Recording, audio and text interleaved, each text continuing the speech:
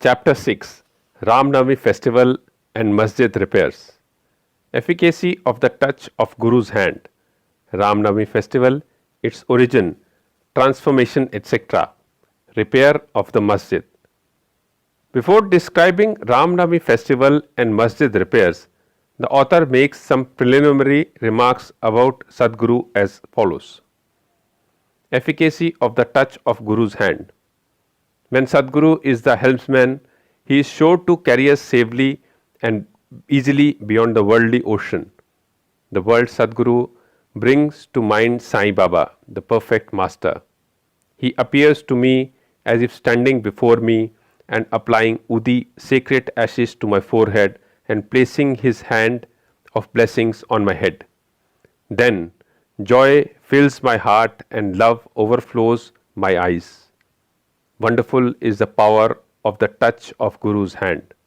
The subtle body consisting of thoughts and desires which cannot be burnt by the gross fire is destroyed by the mere touch of Guru's hand, and the sins of many past births are cleared and washed away. Then the speech of those who feel alighted when they hear religious and godly talks attain calmness.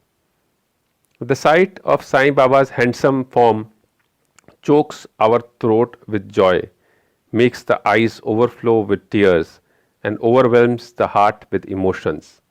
It awakens in us, I am He, Soham, Brahma consciousness, manifests the joy of self-realization, and dissolving the distinction of I and Thou, makes us one with Supreme One Reality.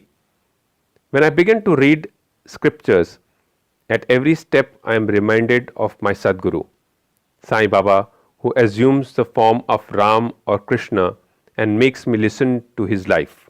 For instance, when I sit to listen to Bhagavad, Sai becomes Krishna from top to toe, and I think he sings the Bhagavad or Uddhav Gita, song of teaching by Lord Krishna to his disciple Uddhav for the welfare of the devotees.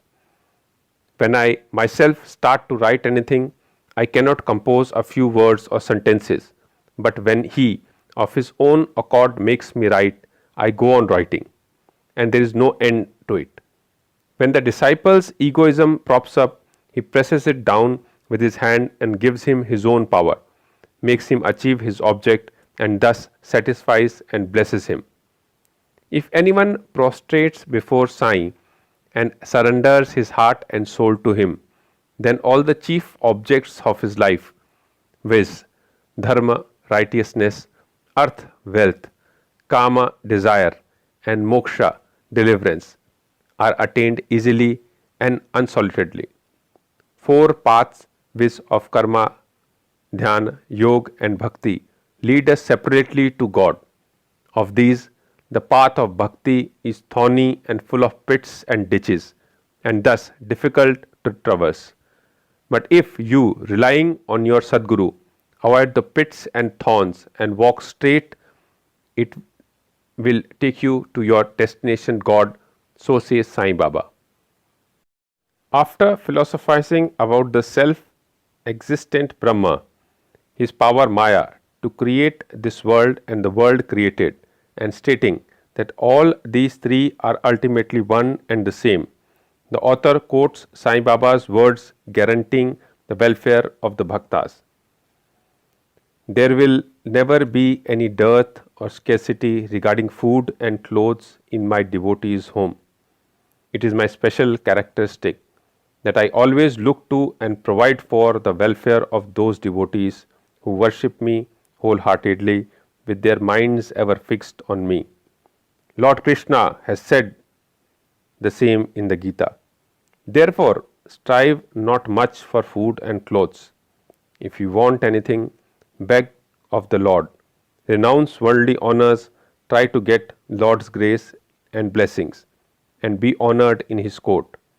Do not be deluded by worldly honors. The form of the deity should be firmly fixed in the mind. Let all the senses, mind be ever devoted to the worship of the Lord. Let there be no attraction for any other thing. Fix the mind in remembering me always, so that it will never wander elsewhere towards body, wealth, and home. Then it will be calm, peaceful, and carefree. This is the sign of the mind being well engaged in good company. If the mind is vigilant, it cannot be called well merged in him. After quoting these words, the author goes on to relate the story of Ram Navami festival in Shirdi. As Ram Navami is the most celebrated festival at Shirdi, another fuller account, as published in Sri Sai Leela magazine in 1925, page 197, is also referred to, and a summary of the festival as related in both these accounts is attempted here. Origin. One Mr. Gopal Rao Gund was a surveyor in survey department at Kopargaon. He was a great devotee of Baba. He had 3 wives but had no issues. With Baba's blessing, a son was born to him. In the joy that he felt due to this, an idea of celebrating a fair or urs occurred to him in the year 1897, and he placed it for consideration before other Shirdi devotees, viz. Tatya Patel, Dada Kote Patel, Madhav Rao Deshpande, Shama. They all approved of the idea and obtained Sai Baba's permission and blessings for it. Then an application was made to get the collector's sanction for celebrating the Urs, but as the village Kulkarni held against holding the fair, the sanction was refused. But as Sai Baba had blessed it, they tried again and ultimately succeeded in getting collector's sanction. The day for Urs was fixed on Ram Navami. After having consultation with Sai Baba, it seemed he had some purpose behind this, viz. The unification of the 2 festivals, the Urs and the Ram Navami, and the unification of the 2 communities, the Hindu and Mohammedans. As future events showed, this end or object was duly achieved. Though the permission was obtained, but other difficulties propped up. Shirdi was a village and there was scarcity of water. There were 2 wells in the village. The one in use dried up soon, and the water from the second was brackish. The brackish water was turned into sweet water by Sai Baba by putting flowers into it. As the water of this well was insufficient, so Tatya Patel had to arrange to get water from outside. Temporary shops were to be constructed and wrestling bouts arranged. Gopal Rao Gund had a friend by name Damu Anna Kasar of Ahmednagar.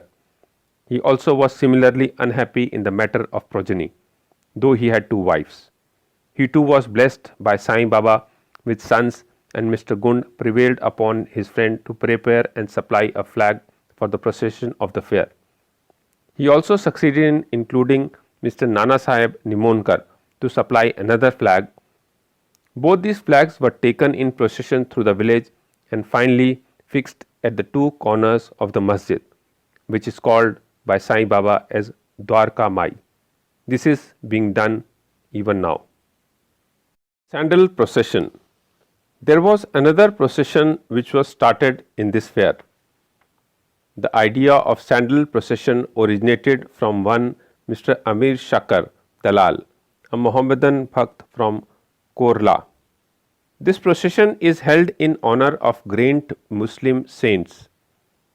Sandal, that is chandan paste, and scrapings are put in the thali, flat dishes, with burning incense before them and carried out in procession to the accompaniments of band and music through the village, and then after returning to the masjid, the contents of the dishes are thrown on the nimbar, niche, and walls of the masjid. This work was managed by Amir Shakkar for the first 3 years and then afterwards by his wife. So on the same day, the 2 processions, the flag by the Hindus and sandal by the Muslims, went on side by side and are still going on without any problem. Arrangements. This day was very dear and sacred to the devotees of Sai Baba. Most of them turned up for the occasion and took part in the management of the fair. Tatya Kote Patil looked to all outward affairs, while the internal management was entirely left to Radha Krishnamai, a female devotee of Baba. Her residence was full of guests on the occasion, and she had to look after their needs and also arrange for all the paraphernalia of the fair. Another work which she did willingly was to clean and whitewash the entire masjid, its walls and floor, which were blackened and were full of soot on account of perpetual duni sacred fire of Sai Baba. This she did during the night. When Sai Baba had gone to sleep every alternate night in the chavdi, she had to take out all the things, including the duni, and after thorough cleaning and whitewashing, replace them as they were before. Feeding the poor, which was so dear to Sai Baba, was also an important item in this fair. For this purpose, cooking on a grand scale and preparing various sweet dishes was done by Radha Krishna Mai's lodging, and various rich and wealthy devotees took a leading part in this. Transformation of Urs into Ram Navami festival. Things were going on in this way, and the fair was gradually increasing in importance.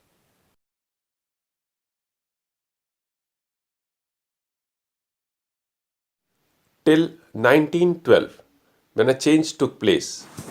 That year, one devotee, Mr. Krishnarao Jogeshwar Bhishma, the author of Sai Sadgunopasana, came for the fair with Dada Saheb Khaparde of Amravati and was staying on the previous day in the Dikshit Vada. While he was lying in the veranda and while Mr. Lakshman Rao alias Kaka Mahajani was going with puja material to the masjid, a thought arose in his mind and he accosted the latter thus. There is some providential arrangement in the fact that the Urs or fair is celebrated in Shirdi on Ram Navami. Ram Navami is very dear to all the Hindus. Then why not begin the Ram Navami festival, the celebration of the birth of Sri Ram on this day here? Kaka Mahajani liked the idea, and it was arranged to get Baba's permission in this matter. The main difficulty was how to secure a Haridas who would do kirtan and sing the glories of the Lord on the occasion. But Bhishma solved the difficulty by saying that his Ram Akhyan, the composition on Ram's birth, was ready and he would do the kirtan himself, while Kaka Mahajani should play on the harmonium. It was also arranged to get the Sontwada, ginger powder mixed with sugar as prasad, prepared by Radha Krishnamai. So they immediately went to the masjid to get Baba's permission. Baba, who knew everything and was aware of what was happening there, asked Mahajani as to what was going on in the Vada.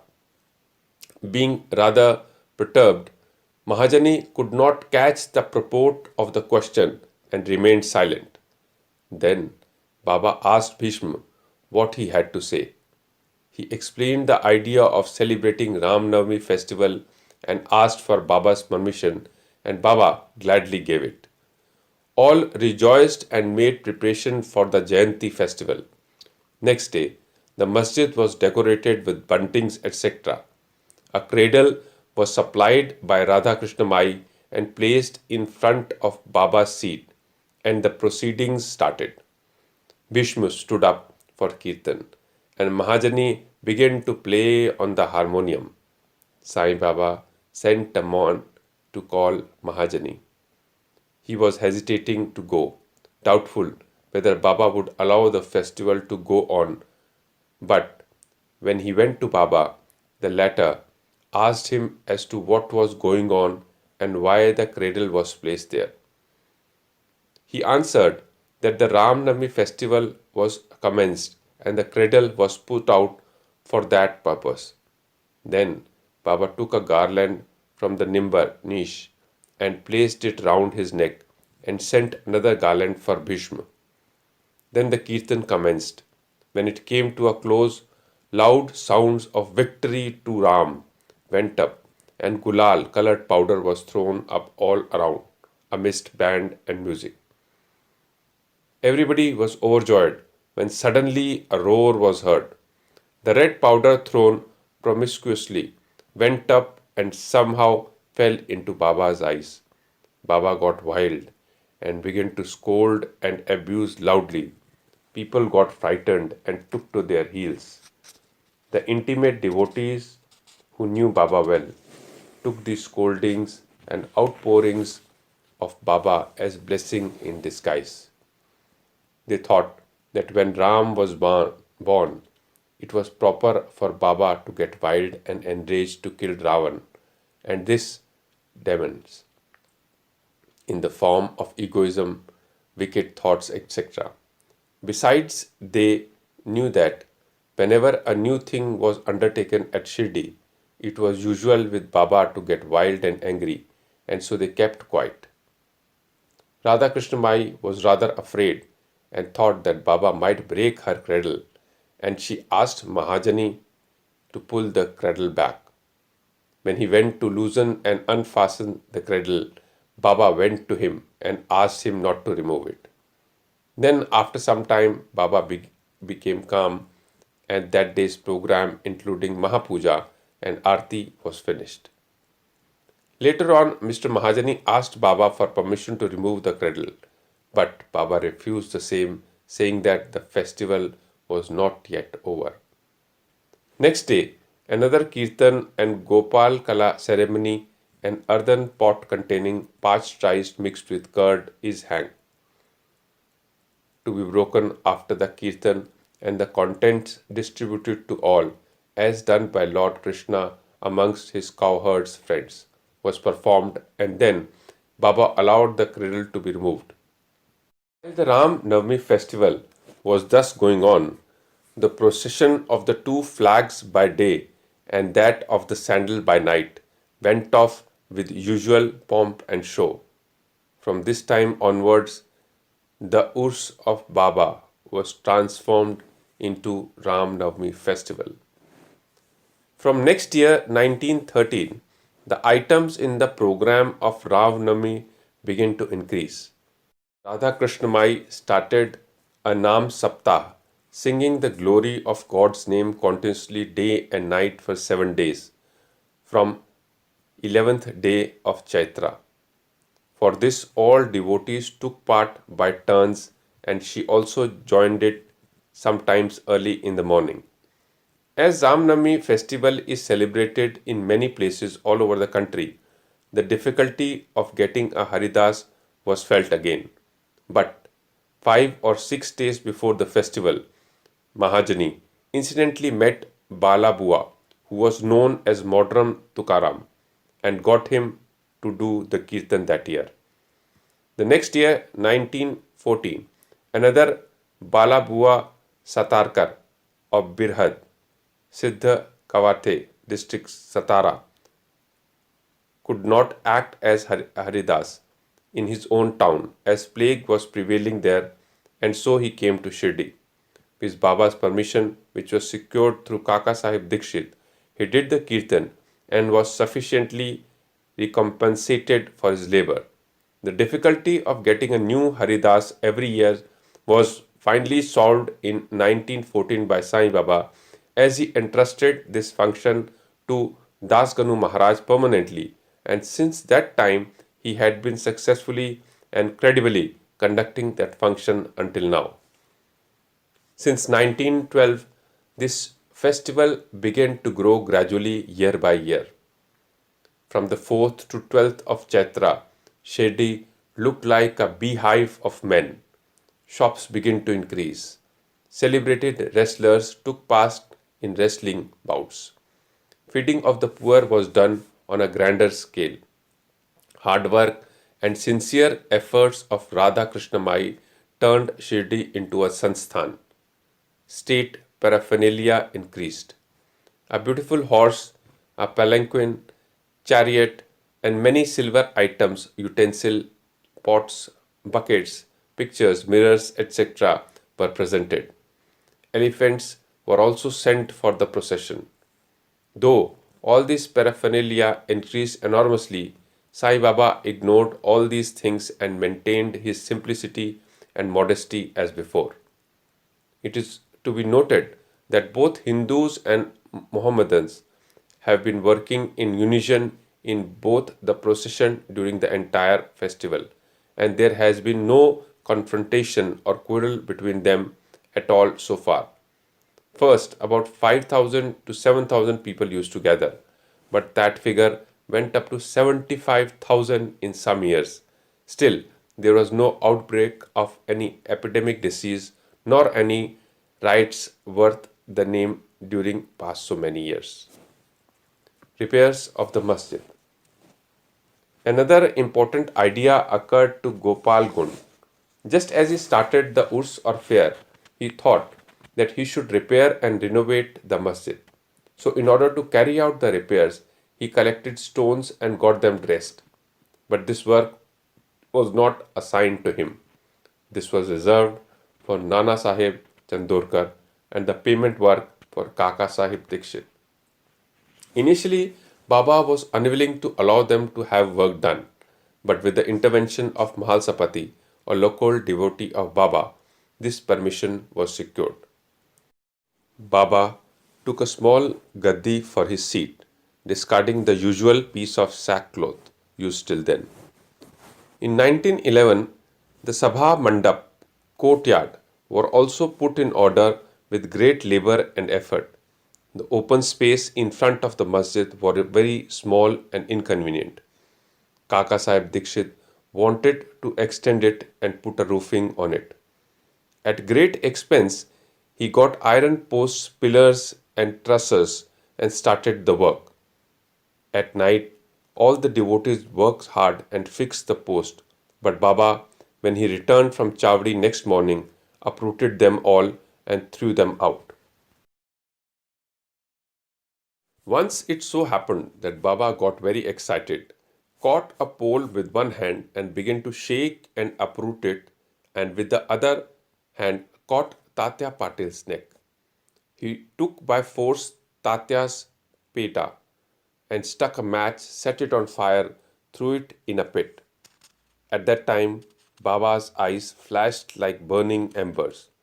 None dared to look at him. All got terribly frightened. Baba took out a rupee from his pocket and threw it there as if it were an offering on an auspicious occasion. Tatya was also much frightened. None knew what was going to happen to Tatya and none dared to interfere. Bhagoji Shinde, the leper devotee of Baba, made a bold advance, but he was pushed aside by Baba. Madhavrao was also similarly treated with brick pieces. So all those who went to intercede were similarly dealt with. But after some time, Baba's anger cooled down. He sent for a shopkeeper, got from him embroidered peda, and himself tied it on Tatya's head, as if he was being given a special honor. All the people were wonderstruck to see this strange behavior of Baba.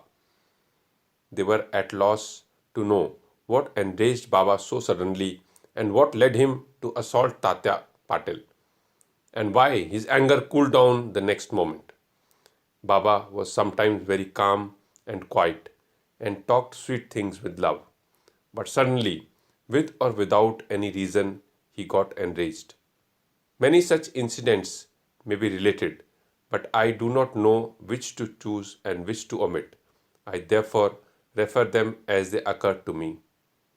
In the next chapter, the question whether Baba was a Hindu or a Mohammedan will be taken up, and his yogic practices and powers and other matters will also be dealt with.